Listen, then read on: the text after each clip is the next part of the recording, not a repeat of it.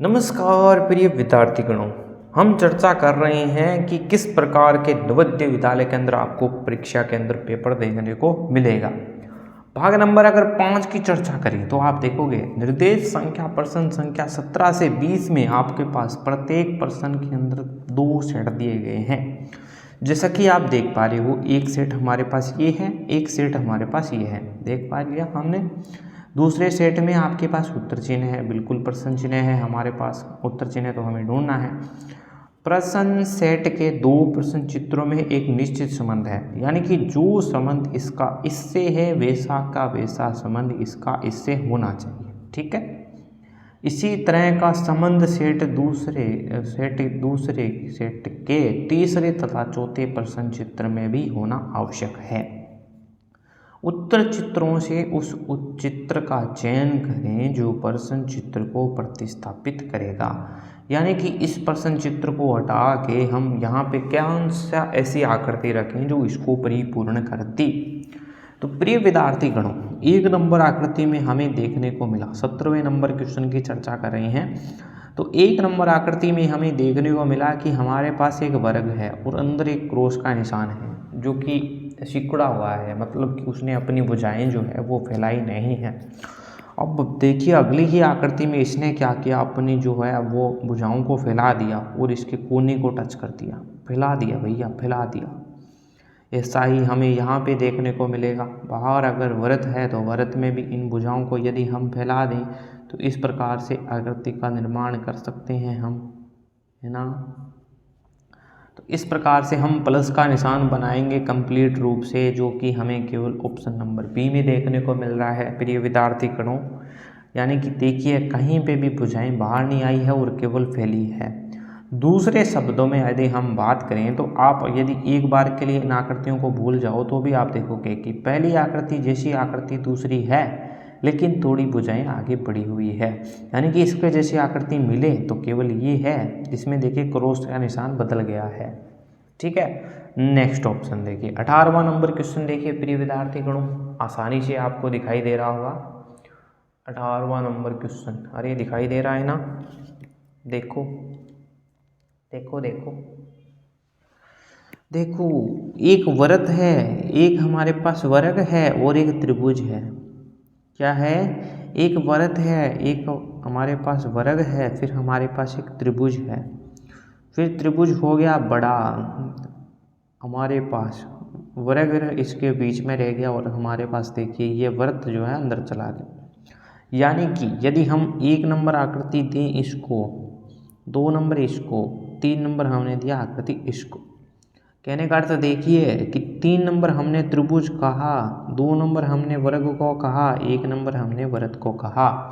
तो पहली आकृति में जो आकृति बड़ी 1 2 3, वो अगली आकृति में छोटी, है ना। यही बात हुई है। यानी कि पहले वृत्त बड़ा तो आगे त्रिभुज बड़ा, पहले त्रिभुज छोटा तो अब वृत्त बड़ा। मतलब कि कहने का अर्थ है कि बीच वाली आकृति पे कोई फर्क नहीं पड़ेगा। दूसरी बात, यहाँ पे त्रिभुज उल्टा तो यहाँ पे भी त्रिभुज उल्टा, यानी कि त्रिभुज ने भी अपनी दिशा को परिवर्तित नहीं किया। तो प्रिय विद्यार्थीगणों की 1 2 और 3 नंबर आकृति है, तो अब की बार त्रिभुज बड़ा है तो अगली बार कौन सा होगा, वृत्त बड़ा होगा। तो सबसे पहले देखिए कितने में वृत्त बड़ा, तो केवल एक ऑप्शन में वृत्त बड़ा है, अन्य कोई ऑप्शन में वृत्त बड़ा है नहीं है। आप देखोगे 1 नंबर वृत्त है, 2 नंबर वर्ग है, 3 नंबर त्रिभुज है।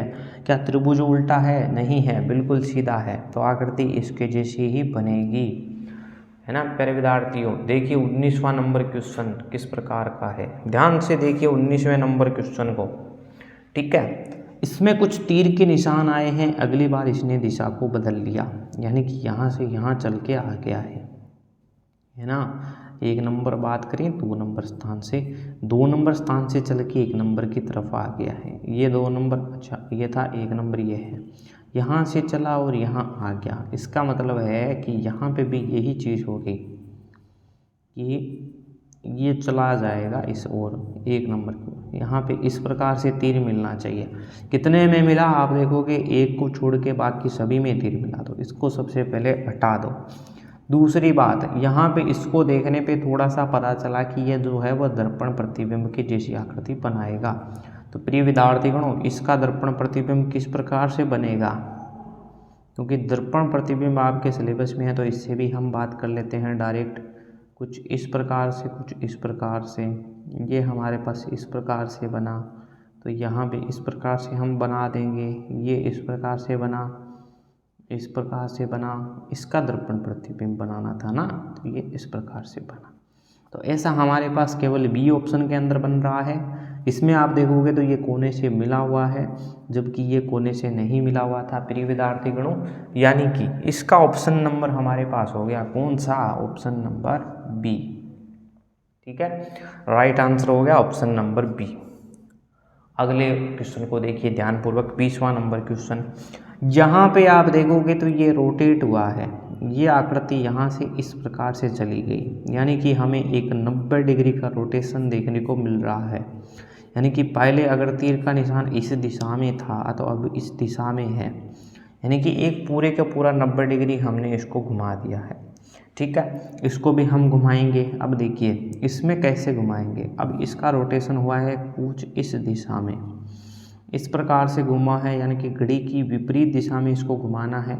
तो प्रिय विद्यार्थीगणों, इसको हम यदि 90 डिग्री घुमाएंगे तो इसका मतलब है कि यह आकृति तो ऐसी कैसी रहेगी, अब जो भाग है ये घूमेगा और हमारे पास ये आकृति कुछ इस प्रकार से बनेगी। ठीक है, ऐसा डी में है। दूसरी बात कि आप देख पा रहे होंगे कि ये जो वृत्त था ऐसा रहा, इसका तीर का निशान ऐसा रहा, मतलब कि इस आकृति में कोई बदलाव नहीं हुआ है। तो ऐसी आकृति केवल ए और डी के अंदर देखने को मिल रही है, बाकी में आप देखोगे बहुत सारे बदलाव हो चुके हैं। तो इसमें जब हमने ध्यानपूर्वक देखा तो या तो ये आकृति यहाँ से इस प्रकार से घूम सकती है, ये आकृति इस प्रकार से घूम सकती है। अगर इस प्रकार से घड़ी की दिशा में घूमती तो यह आकृति बनती, घड़ी की विपरीत दिशा में यह आकृति हमारे पास बन रही है। बस इसी चीज़ का आपको ध्यान में रखना था और आपका क्वेश्चन आसानी से हल हो जाता। तो प्रिय विद्यार्थीगणों, ये था हमारे पास 20वां नंबर क्वेश्चन। तो प्रिय विद्यार्थीगणों, अब हम थोड़ा सा चर्चा करेंगे भाग नंबर अपने 6 के बारे में। निर्देशांक आपको दे रखी हैं कि प्रश्न चित्र संख्या 21 से 24 में प्रश्न चित्र के रूप में दर्शाई ज्यामिति चित्र, जैसा कि आप देख सकते हो सकता है हमारे पास वो त्रिभुज हो सकता है कि वो वर्ग हो सकता है कि वो वृत्त हो, कि एक भाग को दर्शाया गया है। आप जैसा कि देख पा रहे हो कि यहाँ पे हमारे पास एक भाग है, ठीक है। दूसरे भाग में उत्तर चित्रों के रूप में ABCD दर्शाया गया है। उत्तर चित्रों में ज्यामिति चित्र को पूर्ण करने वाला चित्र को ज्ञात करें। अब ऐसा कौन सा चित्र हो सकता है जो कि इसकी आकृति को परिपूर्ण कर दें? तो प्रिय विद्यार्थी गणों, इसको देखिए का प्रयास करते हैं। तो अब प्रश्न चित्र के अंदर स्पष्ट रूप से लिखा हुआ है कि या तो वो त्रिभुज हो सकता है, या वो वर्ग हो सकता है, या वो हो सकता है वृत्त हो, यानी कि इन तीनों में से एक आकृति हमारे पास संभव है। या हो सकता है कि त्रिभुज हो, वर्ग हो या वृत्त हो। अब इन सभी में से कोई ना कोई हमारे पास भाग होगा। तो देख लीजिए, पहली आकृति को या तो हम त्रिभुज बना सकते हैं या हम बना सकते हैं इसको वर्ग। तो सबसे सर्वप्रथम हम इसको बना देते हैं त्रिभुज। इस प्रकार से आप बना दीजिएगा इसको त्रिभुज। तो देखिए, तो प्रिय विद्यार्थीगणों, हमने क्या किया, इसको त्रिभुज बना दिया। तो त्रिभुज बनाने के लिए सबसे पहले आपको यहाँ पे एक भाग पे त्रिभुज छोटा सा आवश्यकता पड़ी, जैसे कि आप देख पा रहे हो इसमें भाग में हमें आवश्यकता पड़ी है। फिर हमें इस भाग की आवश्यकता पड़ी जो कि इस भाग में भी है। फिर हमारे पास इस भाग की आवश्यकता पड़ी जो कि इस भाग में भी है, यानी कि इस जैसी आकृति की हमें आवश्यकता पड़ी। अब देखिए, ऐसी आकृति तो हम यहाँ पे संभव लगा नहीं सकते हैं जिससे कि यह परिपूर्ण हो जाए। ये भी आकृति नहीं हो सकती है, ये भी आकृति नहीं हो सकती है। केवल ऑप्शन नंबर 1 इसका राइट आंसर हो जाएगा। अगले में देखें तो प्रिय विद्यार्थीगणों, ये जो हमारे पास आकृति बनती है वो बनती है किसकी, वृत्त की। हम यहाँ पे वृत्त जैसी आकृति बना सकते हैं। तो यहाँ पे हम बनाने का प्रयत्न करेंगे तो इस प्रकार से थोड़ा सा बन जाएगा। ये आकृति इस प्रकार के बनेगी, थोड़ी पोकेमोन टाइप की। पोकेमोन आपने देखा होगा इस प्रकार से, है ना। तो ये देखिए किस प्रकार से ये बाहर की ओर कौन सी आकृति है, इसमें आप देखोगे बाहर की ओर है, ये हमारे पास भाग खाली है, तो यानी कि ये आकृति इसकी राइट आंसर बन जाएगा। ठीक है, अन्य क्वेश्चन को देखने का प्रयास करते हैं। अन्य आकृति 23 नंबर क्वेश्चन बड़ा शानदार क्वेश्चन है। कुछ इस प्रकार की आकृति हमें देखने को मिल रही है। सबसे पहले स्पष्ट रूप से हमें देखने को मिला कि ये तो बनेगा त्रिभुज, इसमें कोई दो राय नहीं है कि ये त्रिभुज बनेगा। लेकिन जब सभी आकृतियां त्रिभुज बना सकती है तो इसमें होगा कौन सी आकृति। तो प्रिय विद्यार्थी गणों कि यहाँ पे इस प्रकार का एक त्रिभुज बनेगा जो कि सी और डी में नहीं बन रहा है। दूसरी तरफ एक रेखा हमें मिलनी चाहिए इस प्रकार से, जो कि एक ऑप्शन में मिल रही है, इसमें दो रेखाएं हो गई और ये भाग जो है वो इस प्रकार से बढ़ जाएगा। ऑप्शन नंबर ए बिल्कुल राइट आंसर हो गया। अन्य में इस भाग को देख के हमें पता चला कि इसको हम क्या बना सकते हैं, एक वर्ग बना सकते हैं। क्या बना सकते हैं, एक वर्ग बना सकते हैं। और एक वर्ग बनाने के लिए हमें कुछ भी नहीं करना पड़ा, केवल इस प्रकार से इस रेखा को आगे बढ़ाया, इसको इस प्रकार से मिला दिया और एक हमारे वृत्त बना दिया। क्या बना दिया, वर्ग, है ना। वर्ग बनाने के लिए हमें कुछ इस प्रकार के टुकड़े की आवश्यकता पड़ी जो कि हमें इस प्रकार से मिल गया। तो प्रिय विद्यार्थियों इस प्रकार से हम वर्ग का निर्माण कर सकते हैं। जैसा कि आप देख पा रहे हो इस प्रकार के तीर के देखेंगे, यहाँ पे नहीं मिला है, यहाँ पे आप देखोगे तो ये काफ़ी बड़ा मिला है। ये सी ऑप्शन इसका राइट आंसर हो जाएगा। यहाँ पे देखिए रेखा बिल्कुल भी नहीं मिल रही है। तो प्रिय विद्यार्थी गणों ये था हमारे पास भाग नंबर 6। बिल्कुल आसानी से आपने देखा किस प्रकार से हमने इसको हल किया।